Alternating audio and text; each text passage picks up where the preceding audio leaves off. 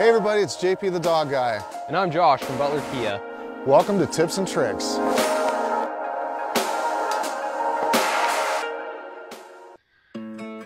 Hey everybody, fall is in the air and traveling takes on a whole new set of tips this season. Before we get started, I'd like to introduce you to Benji and Bear, two great rescue pups who have found their forever home.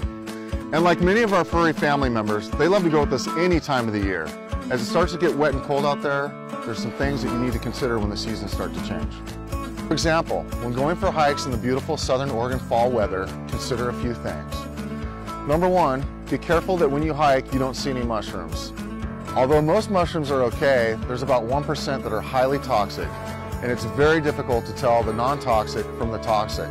So avoid mushrooms at all costs.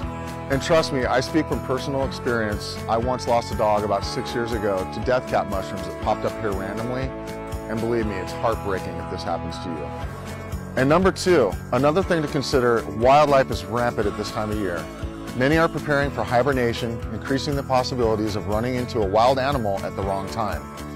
And in our area, the deer are plentiful. And although they may look like Bambi, they are not. They can be quite aggressive, so keep your pups away at all times.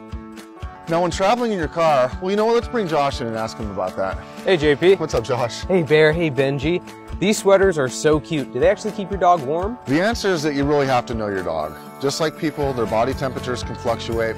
Smaller dogs and dogs with short hair have a tendency when the temperature drops to need a little extra warmth. That's when a dog sweater or a sweatshirt would really help. How do you know that the sweater fits right? Great question, Josh. Make sure you can fit at least 2 fingers around the neck and the chest to assure that the sweater or the coat doesn't create friction.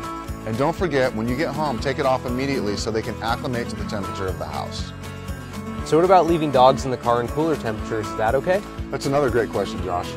It's a fine line because cars and trucks can really get cold fast. Just like in the summer, they get really hot fast.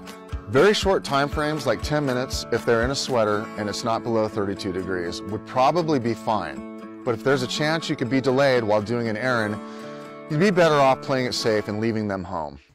So let's take a look at this car, for example. Let's do it. The Kia Soul is perfect for fall traveling. You can make a little den for your pup that includes a warm bed, toys, and even extra blankets to shelter them from too much cold. This can be wherever they are most comfortable and safe. And finally, it's really important to keep your dogs on some sort of physical regimen. Even though the seasons change, they still need that physical release. Hey guys, thanks for watching, and we'll see you next time as we prepare for the holidays. This is JP the Dog Guy, and I'm out. Remember to watch JP the Dog Guy each week on KTVL News Channel 10 between 6 and 7 a.m. and always on themailtribune.com. Brought to you by Butler Kia, where there's a different breed of caring.